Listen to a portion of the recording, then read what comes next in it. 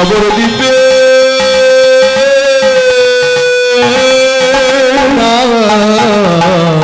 নবদ্বীপে ঈশ্বরে পরম কৃষ্ণ কৃষ্ণ শিবানন্দ বিগ্রহ অনাদি আদি গোবিন্দ সর্বকারণে কারণ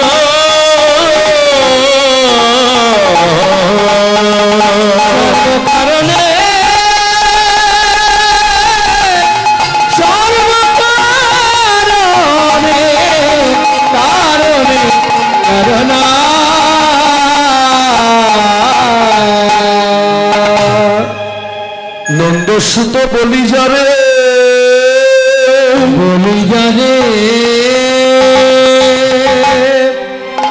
এই না ভাগবতে গাই ভাগবতে গাই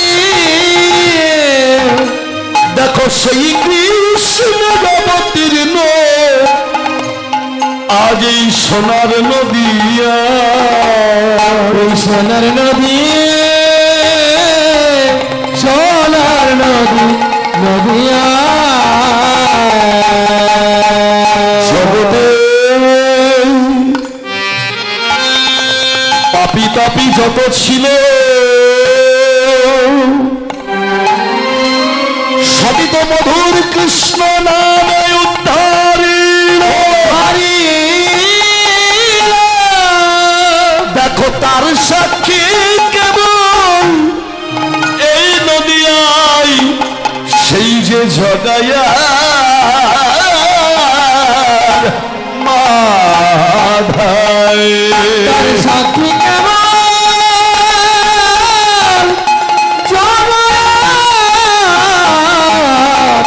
জগয়া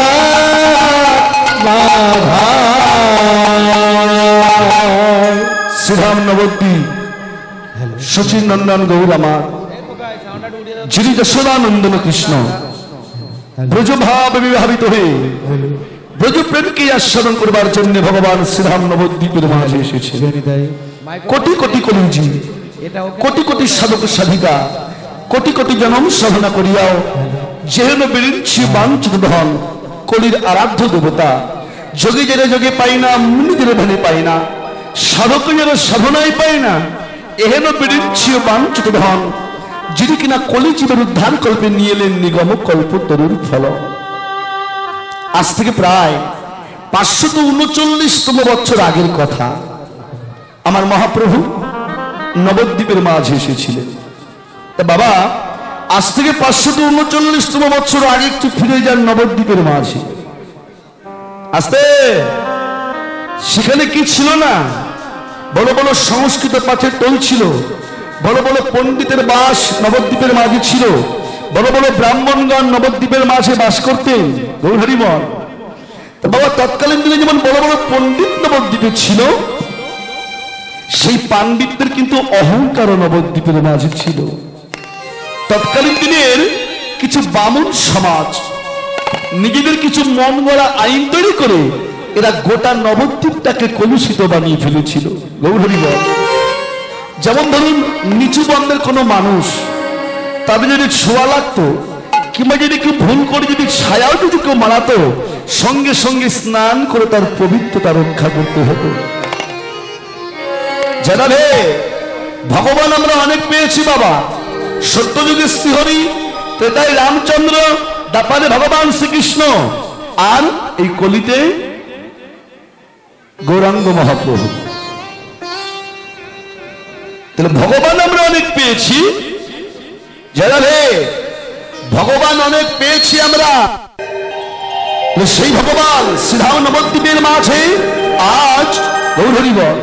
তাহলে এক কথায় নবদ্বীপে একটা প্রদীপ ছিল, সেই প্রদীপের তেল ছিল, প্রদীপের সন্তেও ছিল, আগুনটা পাশে রাখা ছিল, কিন্তু সেই আগুন প্রদীপে লাগিয়ে দেওয়ার মতো নবদ্বীপের মাঝে কেউ ছিল না। আমার মহাপ্রভু যখন নবদ্বীপের মাঝে এলেন, তার প্রেমের আগুন ওই প্রদীপে লাগিয়ে দিয়ে তিনি আবার গোটা নবদ্বীপটাকে আলোকিত করে দিয়ে গেছেন। আর সেই থেকে বলা শুরু হয়েছে, জয় নবদ্বীপ প্রদীপ ভারত। আজকে দেখুন, এই নবদ্বীপ কিন্তু শুধু ভারতের প্রদীপ নয়, এই নবদ্বীপ হলো গোটা বিশ্ব ব্রহ্মাণ্ডের প্রদীপ। যে প্রদীপের আলোক ছটায় আমার সনাতন ধর্ম আজকে বিশ্বের প্রত্যেকটা কোণে কোণে পৌঁছে গেছে। আমায়রা বিশ্বের প্রত্যেকটা কোণে কোণে পৌঁছে গেছে। হরে কৃষ্ণ বাবা, রাধে রাধে। রাস্তা দিয়ে মহাপ্রভু হরিনাম সংকীর্তন করতে করতে যাচ্ছেন, একদল চন্ডাল ভগবানকে দেখে রাস্তার থেকে নিচে সরে দাঁড়িয়েছে। ভগবান কাছে গিয়ে বলছে, কি গো, আমাকে দেখে অত দূর সরে গেলে, আমি কি অস্পৃশ্য নাকি? চন্ডালগণ ডেকে বলছে, ভগবান তুমি অস্পৃশ্য নও, গৌরহরিবা তুমি অস্পৃশ্য নও ভগবান, কিন্তু আমরা চন্ডাল, তুমি বামুনের ছেলে, তা আমাদের ছোঁয়া লেগে যদি তোমার জাত চলে যাই ভগবান। ভগবান বললে, রে জাত চলে যায় জাত, এই জাত যেতে যেতে কলিতে এক সময় আর জাত যাবে না। তখন এই কলিযুগে একটাই মাত্র জাত থাকবে, একটাই মাত্র সমাজ থাকবে, সেটা হচ্ছে বৈষ্ণবের জাত, বৈষ্ণবের সমাজ। এই ছাড়া কলিযুগে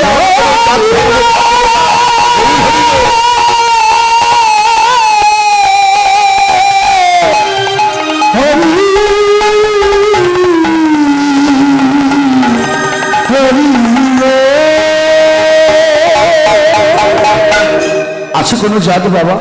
গৌরী বল তোমায় না। এই যে গায়ের সঙ্গে গা মিশিয়ে বসে আছেন, বাড়ি গেলে কি স্নান করতে হবে? রাধে রাধে।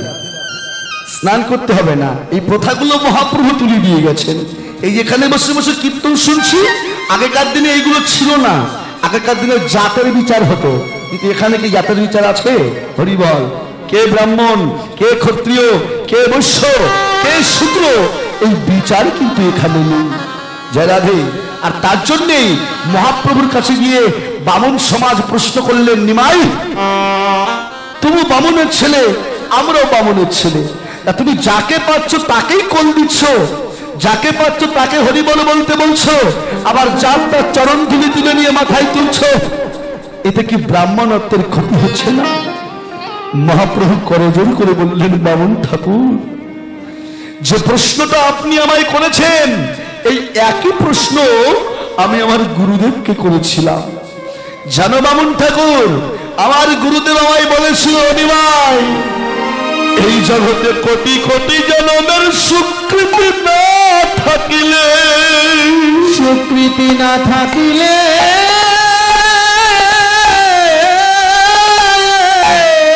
ওরে কৃষ্ণ বলে ভক্তের নয়নে জল আসে না, কৃষ্ণ বলে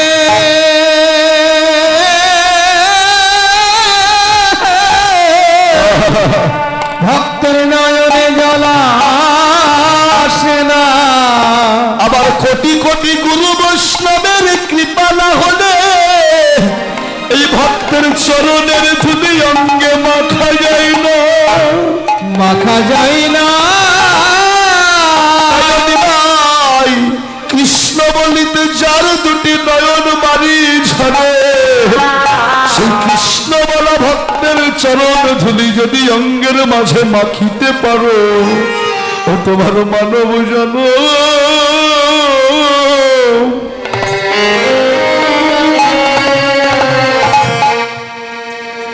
এই জন ধন্য হবে,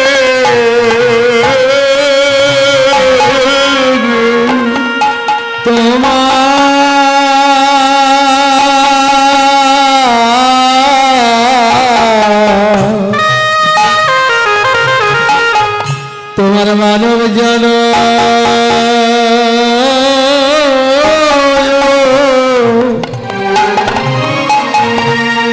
ধন্য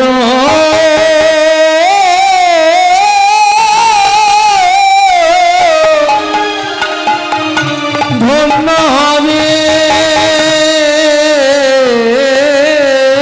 রে।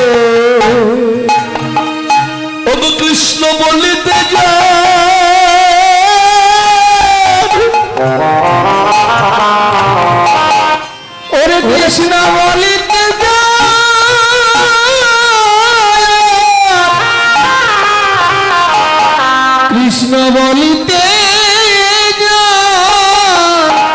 দুটি নয়ন বাড়ি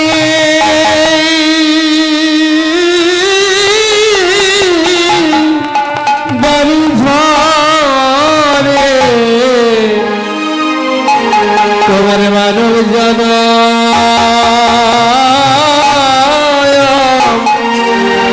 ধন্য ধন্য আমি ওরে কৃষ্ণ বলি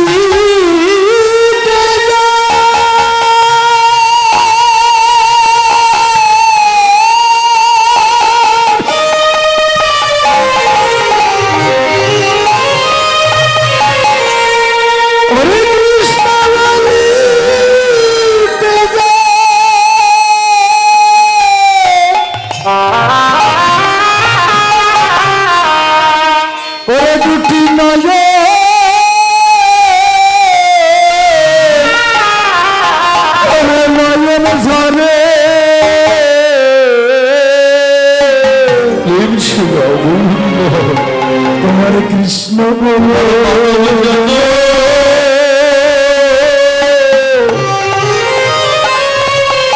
ওরে মানব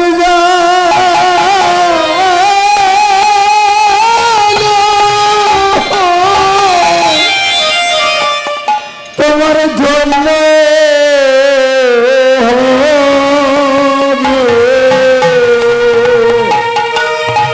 ওরে কৃষ্ণ বলা ভক্তে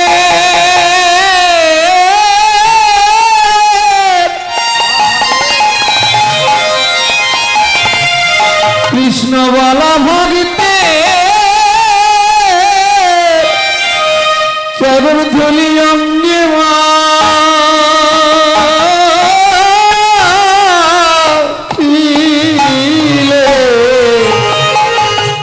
তোমার মানব জানা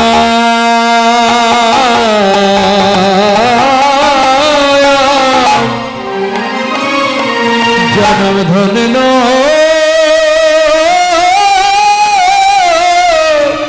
ধন্য হবে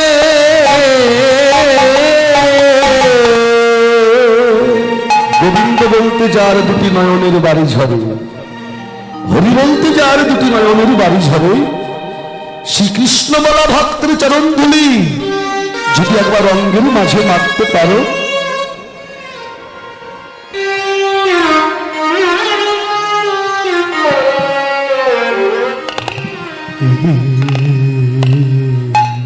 তোমার মানব জন্ম ধন্য হয়ে যাবে।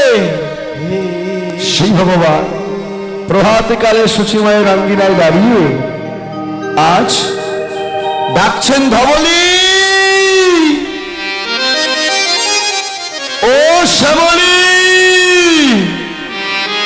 একবার আয়, আজি তোদের কথায় আমার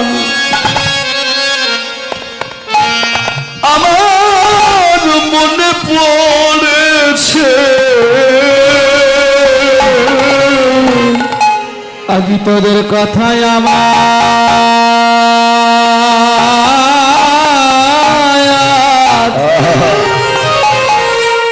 মনে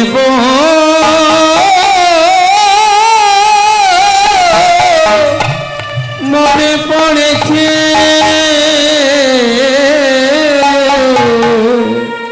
আমি যে কতদিন হলো, আমি যে কতদিন হলো তোদের দেখি নাই রে,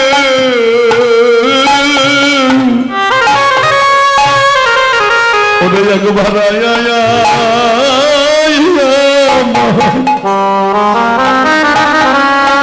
আমার কাছে আয় রে,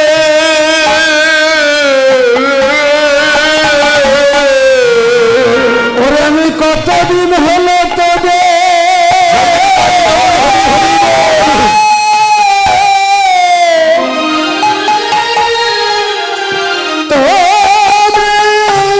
দেখি নাই রে,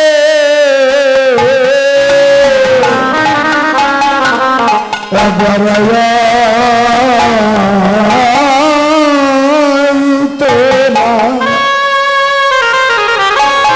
আমার কাছে আয় রে ওরে আমি কতদিন হলো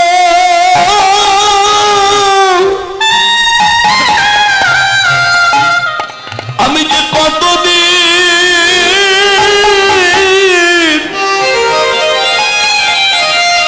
তোদের সঙ্গ করি নাই রে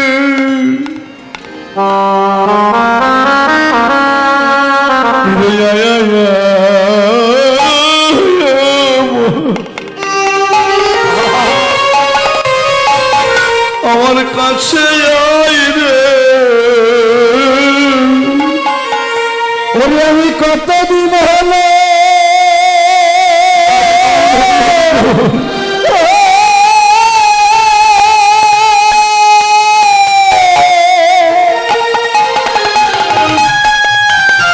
আমি তোদের সঙ্গে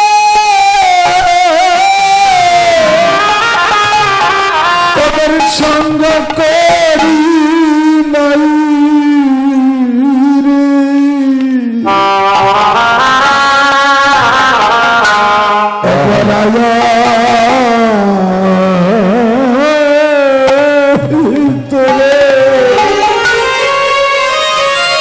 আমার কাছে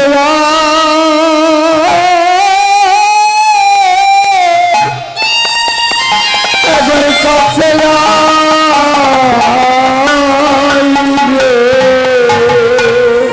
কাদেরকে ডাকছেন বাবা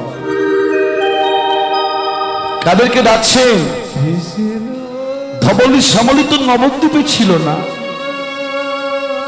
ছিল কোথায় সেই বৃন্দাবনের মাঝে তবু ধবলী শ্যামলী বলে ডাকছেন ভগবান কাদের এই কলির কামান্ধ কর্ম অন্ধ স্বরূপ ভোলা জীব যারা যারা নিজেদের আত্মস্বরূপটাকেই ভুলে গেছে জীবের স্বরূপ কি বাবা শুধু পেট পুরে খেলাম উচ্চ শিক্ষায় শিক্ষিত হলাম অনেক টাকা ব্যাংক ব্যালেন্স তৈরি করলাম এটাই কি মানুষের পরিচয় প্রত্যেকের একটা করে পরিচয় আছে আছে না বাবা আমার নাম চৈতন্য দাস বাড়ি যশোর এটাই কি পরিচয় গৌর হরি বল বলে এটা এই জাগতিক পরিচয় পরমার্থিক জগতের পরিচয় সকলের একটা করে আছে গৌর হরি বল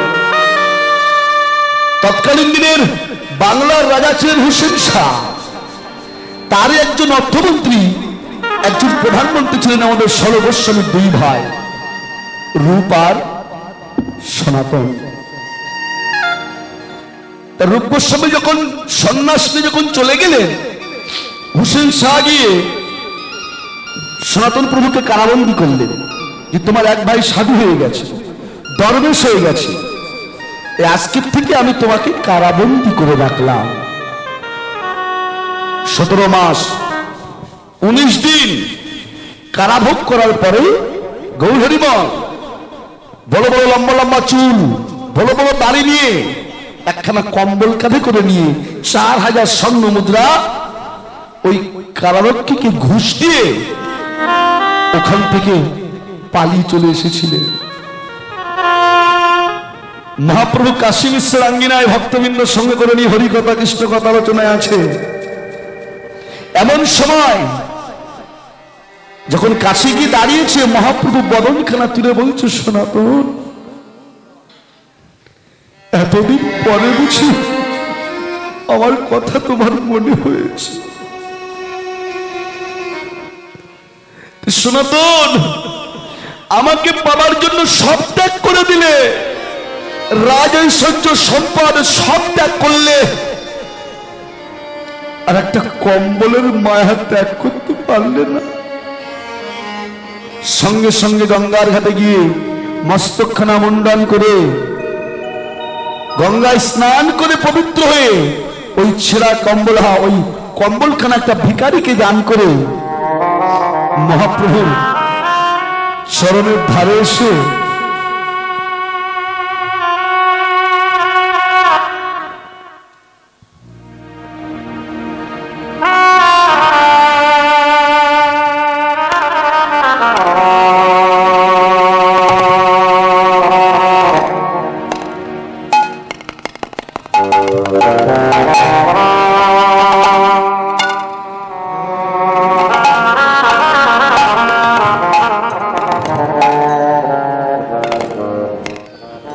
মহাপ্রভু চরণ দুখানা হৃদয় মন্দিরে জড়িয়ে ধরে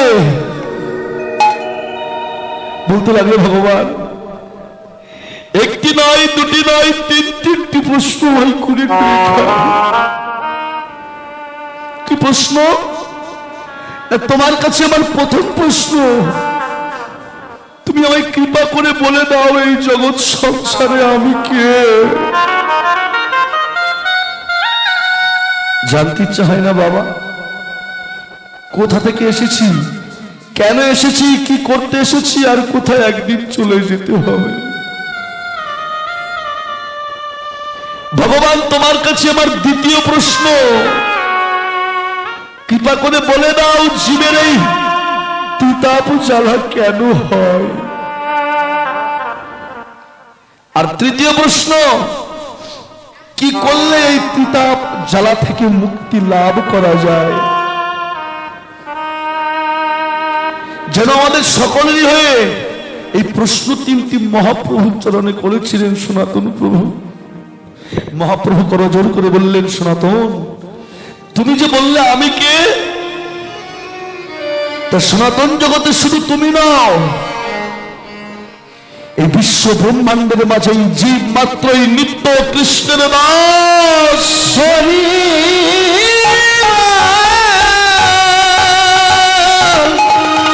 হরি হরি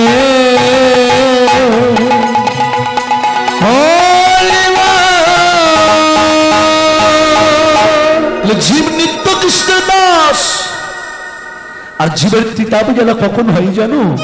জীব যখনই ভুলে যায় যে আমি নিত্য কৃষ্ণের দাস, আর এই আমি নিত্য কৃষ্ণের দাস ভুলে গিয়ে জীব যখন মায়ার দাস হয়, জীব যখন কাম কামনার দাস হয়, জীবের তখন এই ত্রিতাপ জ্বালা বৃদ্ধি হয়। কি করলে জ্বালা থেকে মুক্তি লাভ করা যায় জানো? বলে, আমার এই সমবেত ভক্তগণ যেখানে বসে মধুর হরি কথা কৃষ্ণ কথা আলোচনা করে, যার ত্রিতাপ জ্বালা হয়েছে, এই ভক্তের মাঝে গিয়ে ভক্ত চরণ ধুলার তলে গড়াগড়ি দিয়ে বদলি তাই গৌর হরি বল বললে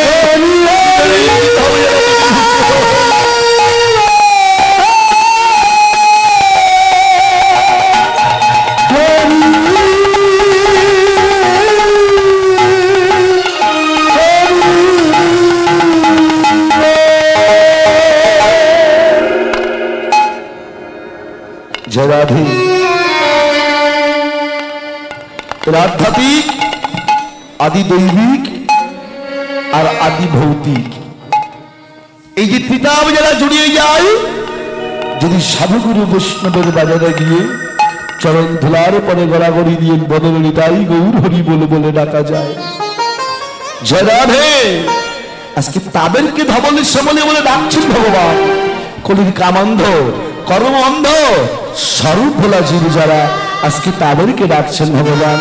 আর সেই ভাবের কথা মনে করে বৃন্দাবন লীলার ভাবে বিভাবিত হয়ে আমার গৌর আসিগাবেন।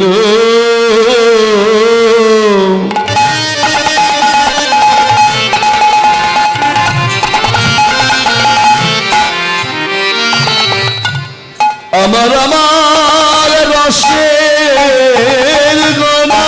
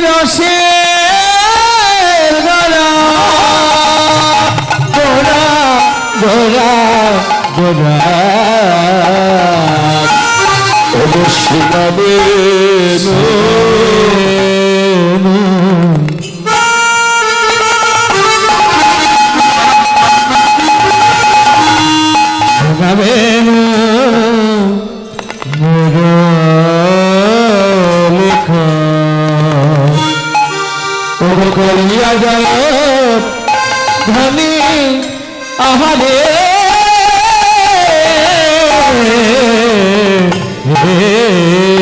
ও বলে হই ও বলিয়া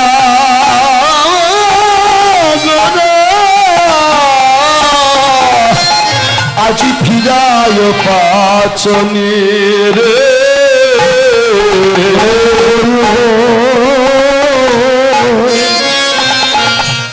বলিয়া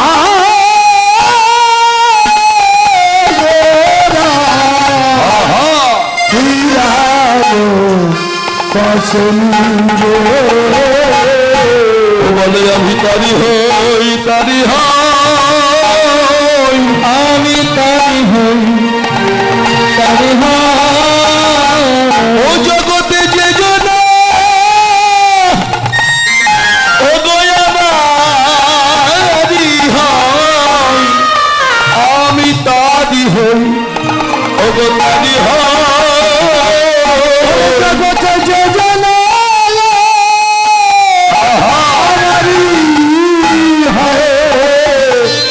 আমি তারি হই তারি হই